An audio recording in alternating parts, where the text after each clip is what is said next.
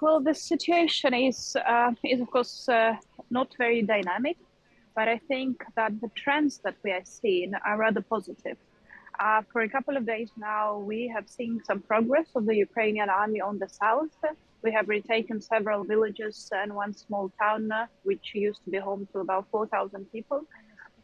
And there seems to be that the strategy of the Ukrainian military, which was not so much go up front against an obviously bigger Russian army, but rather to attack their supply chains, their logistical chains, and their warehouses, and that strategy seems to be bringing in some results. And then there are some slightly confusing news from the east, but again, rather positive than negative. So I would say that the trend is cautiously positive, but of course the situation is still very grave, and of course we still need much more support. And this is particularly important now when the Ukrainian army shows that we can actually fight back.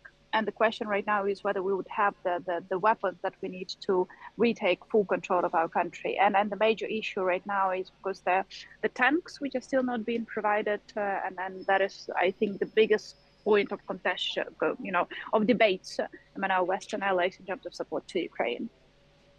Mm. And when it comes to Liz Truss, what do you know of her? What's the feeling in Ukraine toward her? President Zelensky, speaking to the Sunday Times last weekend, seemed sure that she'll continue the UK support for Ukraine now Boris Johnson has gone. She said some positive things. Is there a feeling of confidence about that? Well, to an extent possible, as much as you can be confident in any person, apart from yourself. But I would say this, that there were several instances where Liz Truss would actually say things in support of Ukraine, which not a single other politician of the West would say. She was one of the first who said that we need Ukraine to win, not just not to lose. She was very open in terms of asking for more weapons for Ukraine to be delivered. So there were several issues in the past couple of months where she caught the attention of the Ukrainian audience because of the things she was saying in support of Ukraine. So the feeling is very positive about her.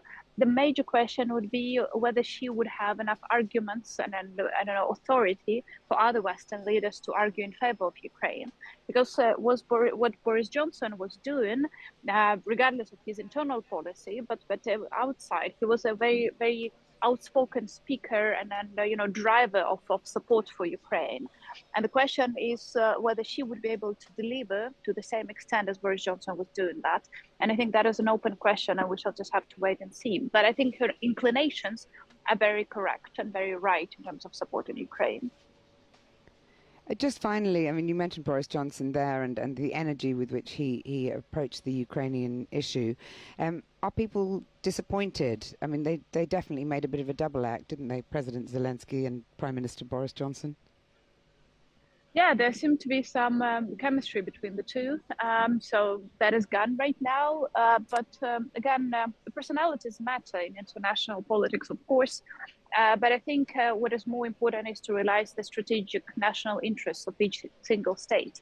And I think that they are actually very, very close. And the Ukraine and the UK now share the similar understanding of the threats to the world.